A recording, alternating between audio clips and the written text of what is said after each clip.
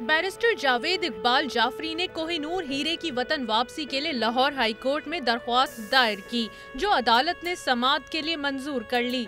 105 क़िरात का ये हीरा इस कदर कीमती है कि इसकी फरोख्त से मिलने वाली रकम से दुनिया भर के लोगों को 2 दिन का खाना खिलाया जा सकता है।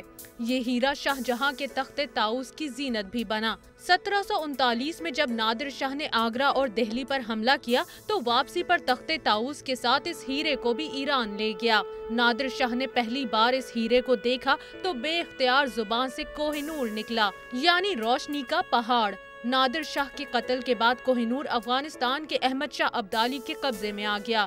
1830 में माजूल हाकिम शाह शुजा ने ये हीरा हासिल कर लिया और इसे काबुल से लाहौर लाया। इसने ये हीरा पंजाब के महाराजा रंजीत सिंह को दे दिया।